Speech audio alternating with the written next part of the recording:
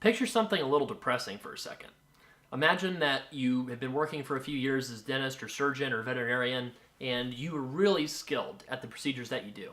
And you're driving home one day and somebody T-bones you, and you really have your hands hurt by the accident, and you're not able to continue doing procedures with your knowledge that you learned.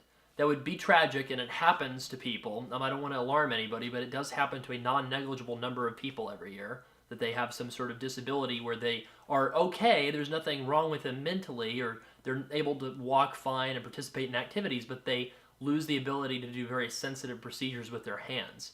So this is called an own occupation disability. This means that someone is disabled from practicing medicine or dentistry or veterinary medicine, but they can still do work. They're still okay physically. This is the most common kind of disability. There's all kinds of reasons that it could happen to someone.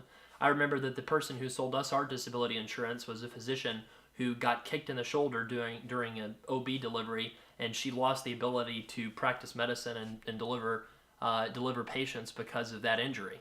And in that case, if you have student loan debt, what do? Right? Especially if you've refinanced, you might have a $2,000 or $3,000 or $4,000 a month payment you've committed to. How could you possibly make that payment if you're just getting disability insurance payments that you're going to live on until you're 65? This is an interesting conundrum, and a lot of people get sold add-ons for their policy that will cover your student loans in the event that you become disabled and are unable to do the high, income producing job that you trained for.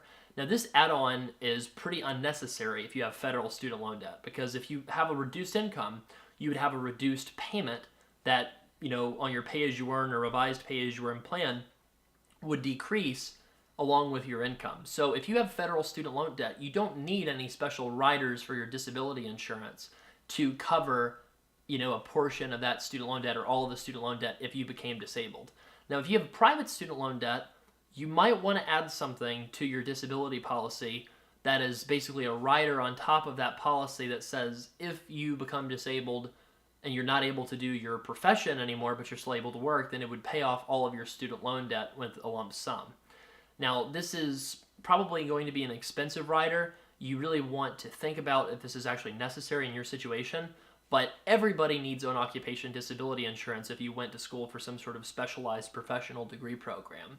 And one company that you could use is one of our affiliates. You'll see their link in our article, and they shop multiple places. You can comparison shop them against what you might find with your local agent or somebody who showed up to your school and gave a talk and a lunch and learn. Disability insurance is something that has pretty much the same commissions across the board. It's a very archaic, old school distribution model, and I wish that they would change the commissions or that they would become more subject to competition, but none of the insurance companies have done that. So you might as well go ahead and take a look at one of these companies that'll shop around multiple places, right? I tend to prefer disability agents that only do disability versus one of many things that they do. That's not to say that people can't do a good job selling disability insurance and other things, but I think that it's best to seek out a specialist for your situation.